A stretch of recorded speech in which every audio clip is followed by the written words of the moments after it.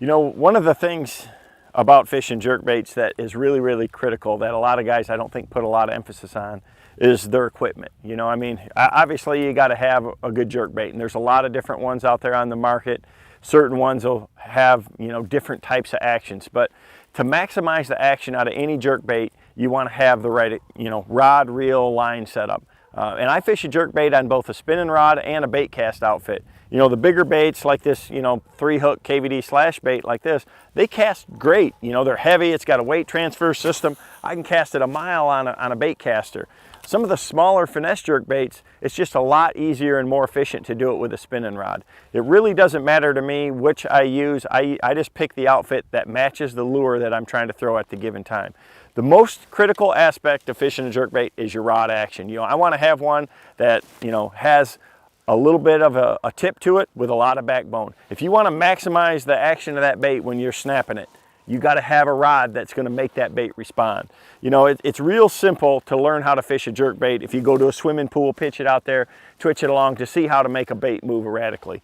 The trick is when you make a 40 or 50 yard cast out there and you got all that stretch in your line to make the bait respond the same way it does when you're looking at it up close like that in the pool. So you got to have a rod that's got some backbone to it, and again, it's got to have that fast tip. So I use, you know, a 610 spinnerbait rod. It's my KVD Tour spinnerbait rod. It's a medium heavy action. It's got a good tip to it with a lot of backbone, and it's got a fairly short handle. So when I'm popping that bait in, you know, tight to me, I'm not hitting my chest or my stomach with the butt of that rod. So that rod action is critical. The other thing that's super important is your line. I'm going to use nothing but fluorocarbon line for fishing a jerkbait. It's low in stretch, it sinks, so in those situations where you want to get that bait to its maximum depth, fluorocarbon is going to help it get down there. If I'm fishing over deep water and I'm trying to get a bait super deep, I'm going to fish 10, 12 pound test fluorocarbon at the largest size. On a spinning rod, I throw 8 most of the time. I want to, you know, a line that's strong enough and low and stretch enough to make the bait respond, but still it's small diameter and helps get that lure down.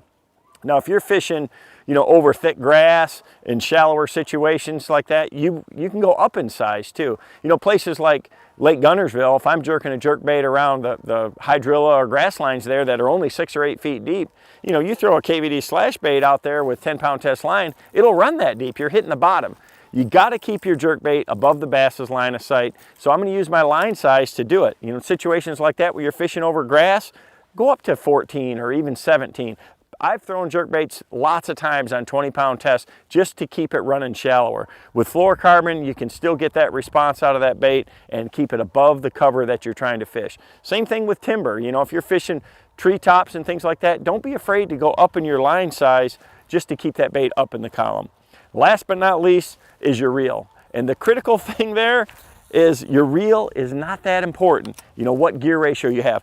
I never pull a jerkbait towards the boat with my reel. I'm always working it with the rod, and the reel just picks up slack line. So I use a high-speed reel. It just makes it more efficient and more, you know, a lot easier for me to keep up with that line. Again, I'm never moving the bait with the reel. All I'm doing is turning the handle a little bit to pick up that slack. So I can make 3 or 4 jerks and only have to turn the handle one time with a high-speed reel. So equipment is very, very critical. And the next thing we're going to talk about is the exact way that you work the bait.